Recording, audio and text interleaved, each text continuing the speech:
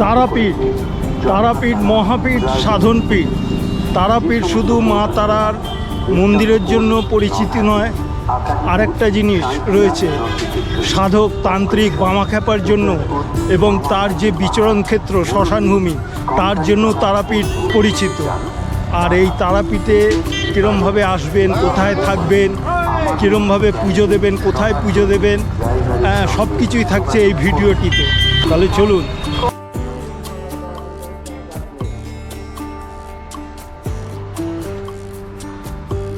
তারাপীঠ যাওয়ার জন্য ধর্মতলা এসপ্ল্যানেডে ঋষিরায় মার্কেটের উল্টো দিক থেকে যে বাস স্ট্যান্ড রয়েছে সেখান থেকে তারাপীঠের জন্য আপনারা বাস পেয়ে যাবেন।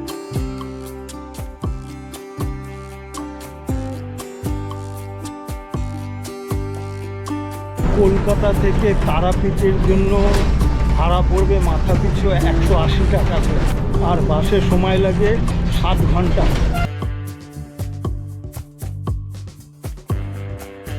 কলকাতা থেকে তারাপীঠ যাওয়ার জন্য হাওড়া ও শিয়ালদহ স্টেশন থেকে অনেকগুলি ট্রেন রয়েছে। এর মধ্যে হাওড়া থেকে যে ট্রেনগুলি ছাড়ে সেগুলি হলো 13017 গণদেবতা এক্সপ্রেস, 13053 কুলিক এক্সপ্রেস আর 13015 কবিগুরু এক্সপ্রেস। এর ছাড়ার এবং পৌঁছানোর টাইম টেবিল সমস্ত স্ক্রিনে দেয়া হলো।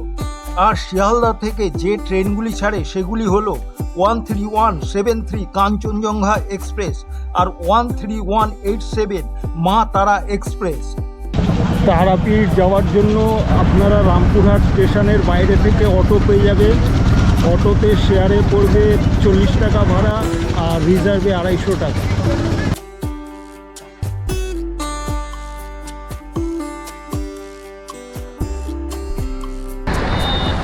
আর এই হচ্ছে দ্বারকা নদী। এই দ্বারকা নদীর একটা বৈশিষ্ট্য হচ্ছে ভারতবর্ষে যত নদ নদী আছে সবই উত্তর থেকে দক্ষিণ দিকে বয়, কিন্তু এই দ্বারকা নদী দক্ষিণ থেকে উত্তর দিকে বইছে। আর এই হচ্ছে তারাপীঠ সরণি।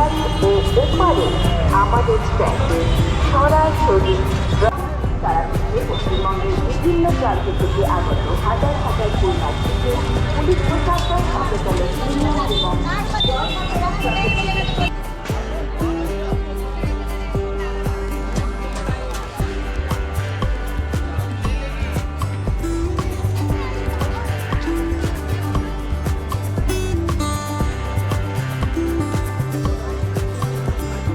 এই যে দেখুন এইদিকে মন্দির হোটেলে ভর্তি, তার জন্য তারাপীঠের আলাদা করে হোটেলের রিভিউয়ের কোনো প্রয়োজন পড়ে না। আপনাদের পছন্দ অনুযায়ী, ইচ্ছা অনুযায়ী, স্বার্থ অনুযায়ী আপনারা হোটেল করতে পারবেন, আর ডাইরেক্ট এসে হোটেল করাই ভালো। আমরা তারাপীঠের স্বল্প পরিচিত দিকগুলি অনুসন্ধান করার সাথে সাথে এর অন্যান্য রীতিনীতি এবং আচার অনুষ্ঠানগুলি বোঝার মুখোমুখি হচ্ছি। এটি একটি যাত্রা, যার জন্য একটি খোলা মন এবং অজানাকে আলিঙ্গন করার ইচ্ছা প্রয়োজন। তারাপীঠ একটি সিদ্ধপীঠ এবং অতীন্দ্রিয় আচ্ছন্ন শহর। এর গভীর মূল আধ্যাত্মিক অনুশীলন এবং আচার অনুষ্ঠানের জন্য বিখ্যাত। এটি এমন একটি জায়গা যেখানে ঐতিহ্য ঐশ্বরিকের সাথে মিলিত হয়, অন্য যে কোনো স্থান থেকে ভিন্ন একটি পরিবেশ তৈরি করে। তারাপীঠ একটি 13 শতকের হিন্দু মন্দির। বোলপুর থেকে প্রায় 80 কিলোমিটার দূরে পশ্চিমবঙ্গের বীরভূমের দ্বারকা নদীর কাছে অবস্থিত। এটি তারাতান্ত্রিক মন্দির এবং তার পার্শ্ববর্তী শ্মশানের জন্য পরিচিত, যেখানে আচার অনুষ্ঠান করা হয়। এই স্থানের উৎপত্তি এবং গুরুত্ব সম্পর্কে বেশ কিছু কিংবদন্তি বর্ণিত আছে, সবই তারাপীঠের তারামায়ের সম্পর্কিত। একটি সুপরিচিত কিংবদন্তি ভারতের 51টি শক্তিপীঠের সাথে সম্পর্কিত।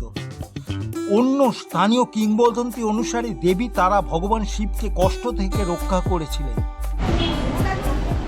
আর এই তারাপীঠে পুজো দেওয়ার জন্য তারাপীঠ মন্দিরের দুধারে প্রচুর পুজো দেওয়ার জন্য দোকান আছে। আর এই পুজো দেওয়ার পান্ডার নাম্বারটা ডেসক্রিপশন বক্সে দিয়ে দেবো।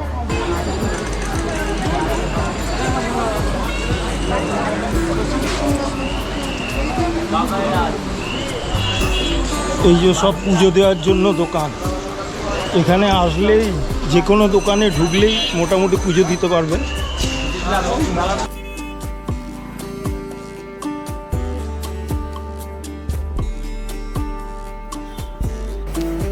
এই রাস্তাটা মন্দিরের পেছন দিকের রাস্তা, দু সাইডে প্রচুর ফুল, মানে পুজো দেওয়ার জন্য দোকান। আপনারা যে কোনো একটা পছন্দ করে দরদাম করে ঢুকে যেতে পারেন, কোনো অসুবিধা নেই।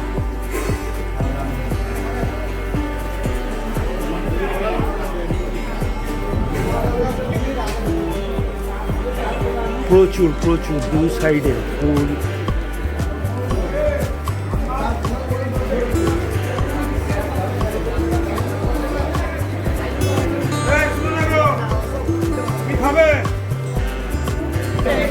মানে ভোর থেকে এই পুজো দেওয়া শুরু হয়ে যায়।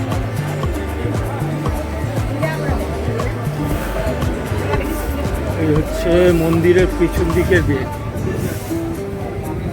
সব পুজো দিয়ে বেরোচ্ছে।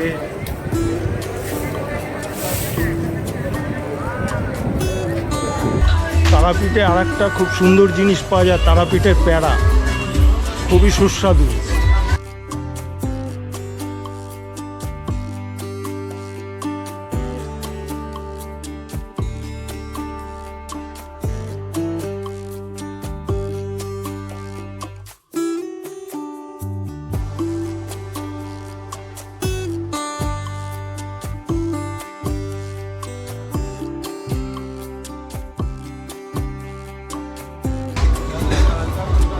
কত করে প্যারা? এরা যেমন নেবেন সেরকম দাম, কিরকম দাম? 120, 140, 180, 100। সব থেকে ভালোটা সব থেকে ভালো দাম 320 টাকা, ব্যবহার কোয়ালিটি মাল। দেখা যাবে? হ্যাঁ, টেস্ট করে দেখা যাবে। দেখি। অবশেষে প্যারা নিলাম 360 টাকা করে। এই যে। বেশ।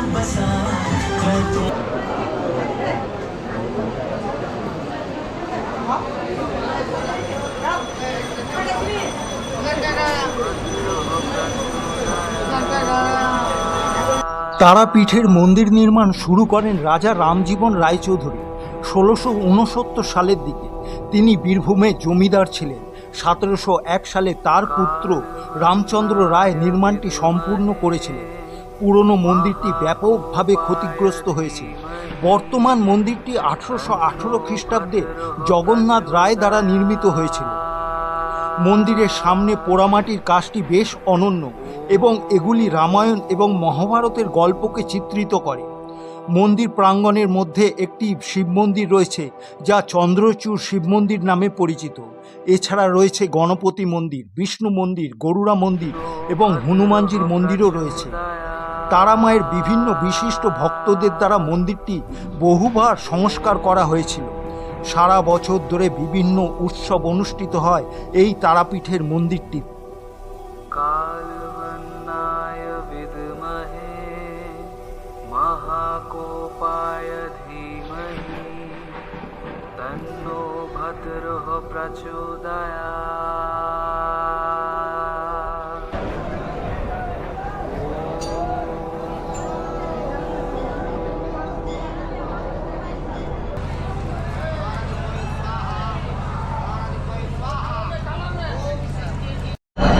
পুজো দেওয়ার এখানটায় ভিড় দেখুন।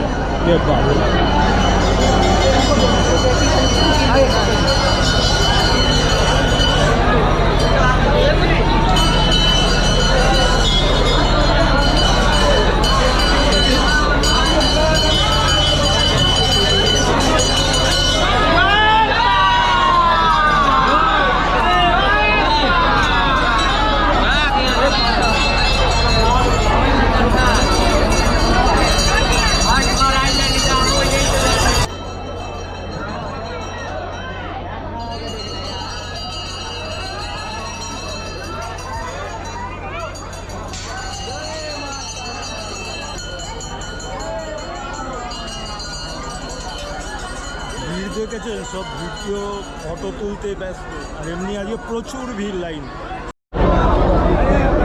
এই যে লাইনটা দেখছেন, এটা হচ্ছে ভিআইপি লাইন। কোনোটা 300 টাকা, কোনোটা 500 টাকা। আর ওই পুকুর ধার থেকে ওই দিকে হচ্ছে জেনারেল লাইন।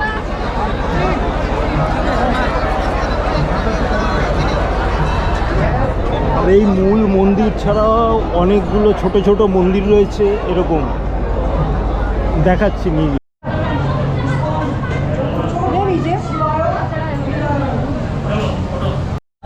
এইটা হচ্ছে বামদেব বাবার মন্দির।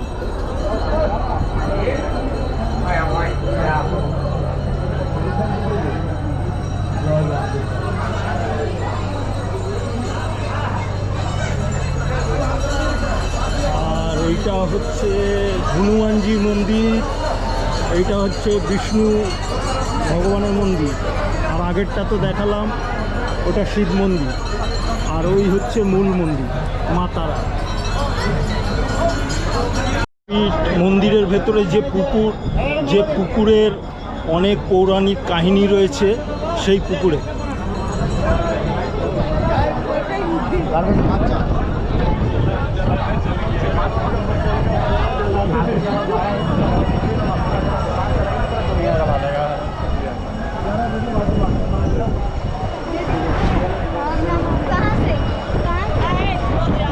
আচ্ছা, এই পুকুরের অনেকগুলো কাহিনীর মধ্যে একটি পৌরাণিক কাহিনী হলো এখানে কাটা মাছ ধুতে এনেছিল, সেটা জ্যান্ত হয়ে গেছে।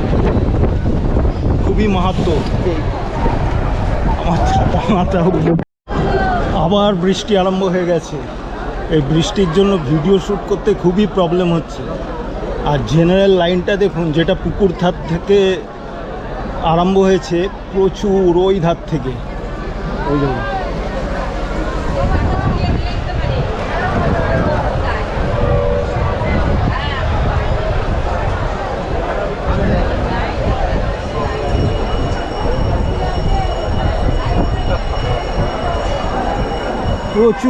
প্রচুর লাইন। পুকুর ধার থেকে যে জেনারেল লাইনটা পড়েছে, তার লাইনটা এসছে দেখুন, এই যে এই জেনারেল লাইন।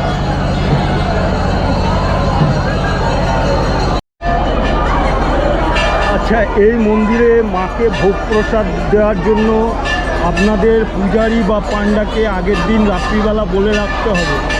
হ্যাঁ, আপনার 1100 টাকা থেকে আপনার ইচ্ছা অনুযায়ী স্টার্ট হচ্ছে, যত খুশি আপনারা দিতে পারেন। এছাড়াও পান্ডা বা পূজারীর থেকে 250-350 টাকার মাধ্যমেও ভোগ প্রসাদ পেয়ে যেতে পারে।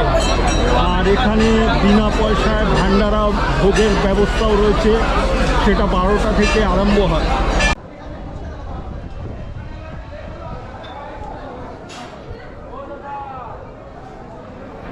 कार्बन्नाय विद्महे महाकोपाय धीमहि तन्नो। দেবীর মূর্তিটি দেখায় যে তিনি দুটি সাপকে তার হাতে ধরে রেখেছেন এবং ভগবান শিব তার কোলে রয়েছে। দিনে একটি সোনার মুখোশ আবৃত থাকে, যা রাতে অপসারণ করা হয়। এখানে গাওয়া আচার অনুষ্ঠান এবং স্রোতগুলি এই মন্দিরটিকে একটি বিশেষ করে তুলতে অবদান রাখে। আচ্ছা, এই মন্দিরে বেরোনোর জন্য অনেকগুলো গেট রয়েছে। এই গেটটা হচ্ছে পিছনের গেট, এই যে এটা হচ্ছে মন্দিরের পিছনের গেট। আর যেটা দিয়ে ঢুকলাম ওটা হচ্ছে সামনের গেট। এইটা হচ্ছে শ্মশানে ঢোকার আর একটা পথ। এই সামনে রাস্তার সামনের পথ।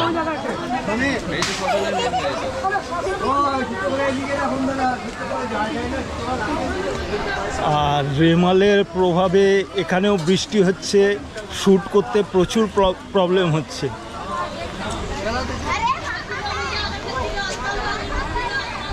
এই হচ্ছে তারাপীঠ মহাশ্মশান।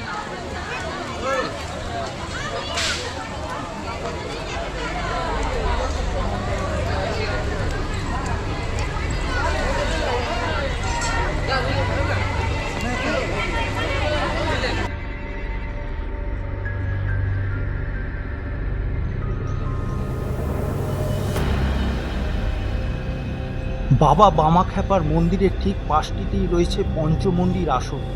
এই আসনে বসে মহর্ষি বশিষ্ঠদেব ও তারপর বামাখ্যাপা ধ্যান তান্ত্রিক সাধনা করে সিদ্ধি লাভ করেছিলেন। আর এই দিনের শ্মশানের এক রূপ আর রাতের শ্মশানেরও আর এক রূপ। সেই রাতের শ্মশানও আপনাদের সামনে তুলে ধরব।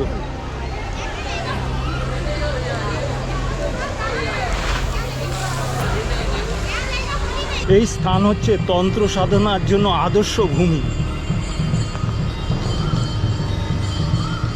এই শ্মশান দিনের বেলার এক রূপ, রাতের বেলার আর এক রূপ।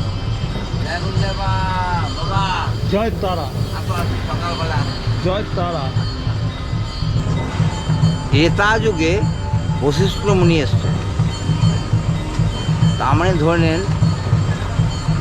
হাজার হাজার বছর আগেকার কথা, এমন না যে 50 বছরের কথা। আপনি বলতে থাকেন।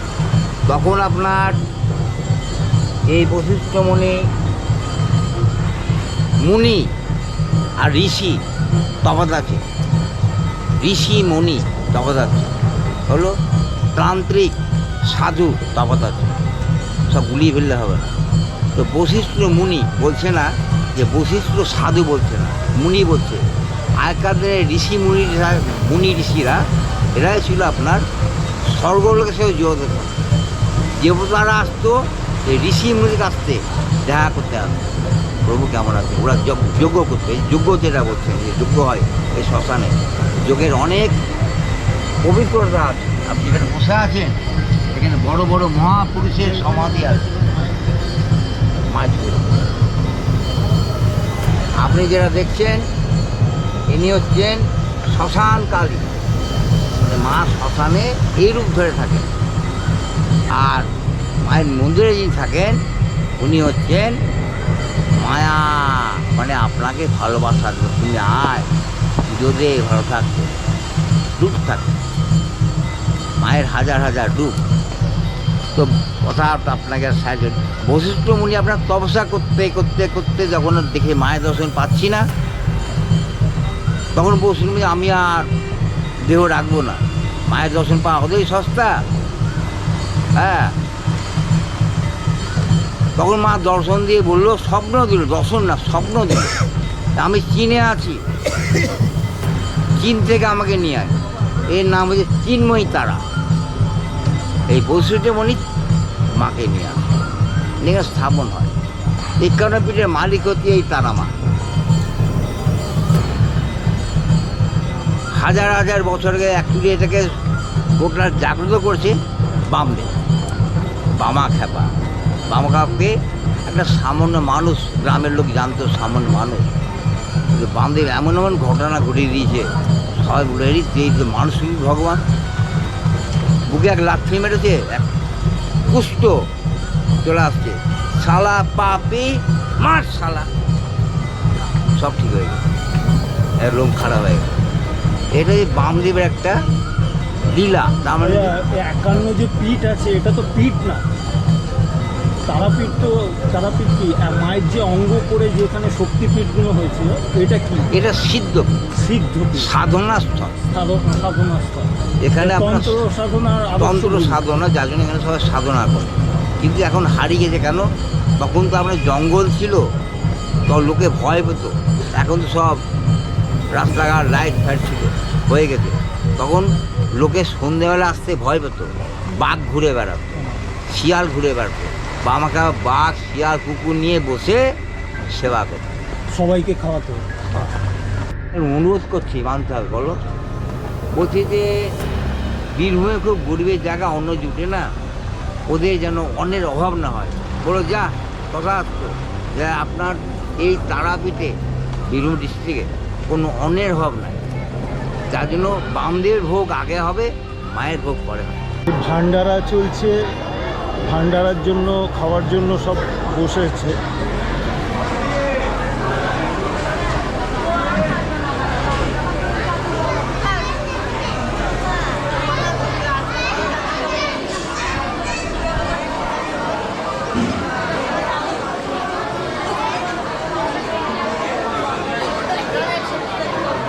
এই দুটো জায়গায়, এখানে একটা রান্না হচ্ছে।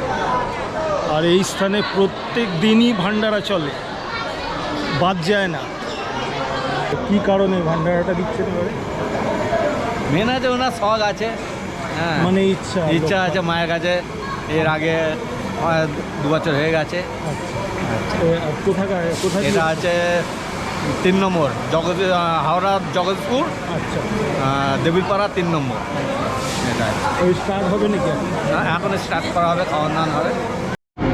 এই ভান্ডারা সব রান্না প্রস্তুত, ওখানে সব বসে আছে পাত পেরে, এখানে রান্না হচ্ছে কমপ্লিট মোটামুটি। অনেক কিছুই পদ রয়েছে।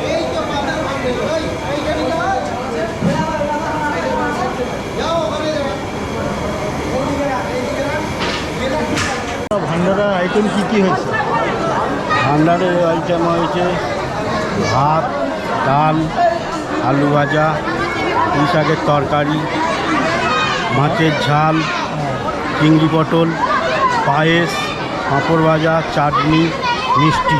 অনেক আইটেম, বাহ।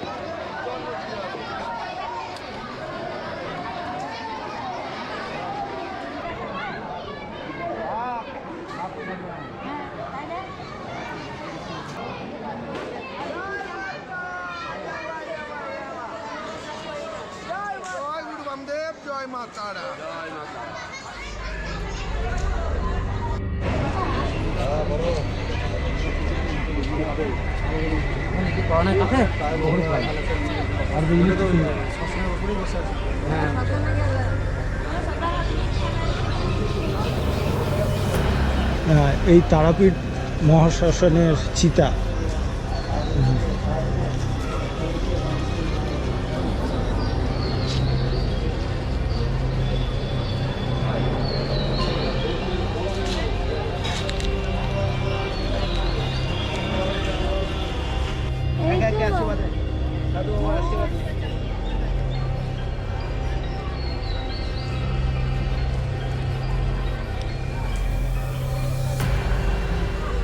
এই হচ্ছে মহাশ্মশানের এখানে চিতা জ্বলে।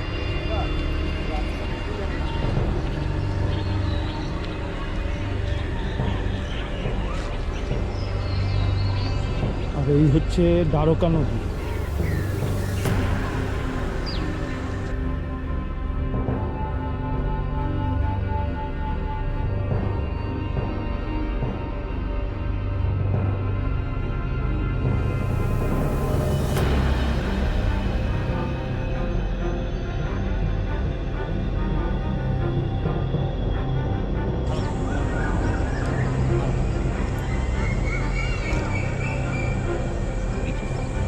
আমি মোটামুটি গ্র্যাজুয়েশান করেছি, এফএ করেছি, সিএ অ্যাডমিশন করেছিলাম হরিশ্চন্দ্র মুখার্জি রোডে, কমপ্লিট করিনি, অল্প জানা ছেড়ে দিই।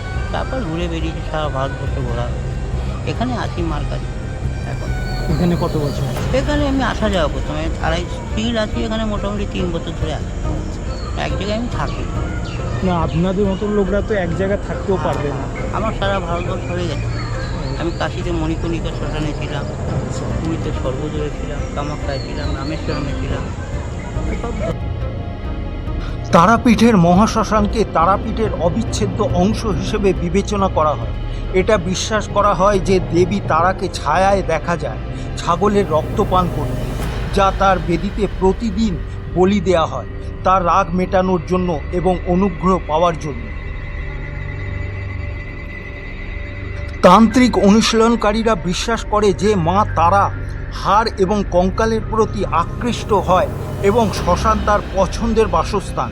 তাই তান্ত্রিক অনুশীলনকারীরা তাদের তন্ত্র সাধনার জন্য প্রজন্মের পর প্রজন্ম ধরে এই স্থানে ঝাঁপিয়ে পড়েছে। অনেক সাধু এখানে স্থায়ীভাবে বসবাস করেন।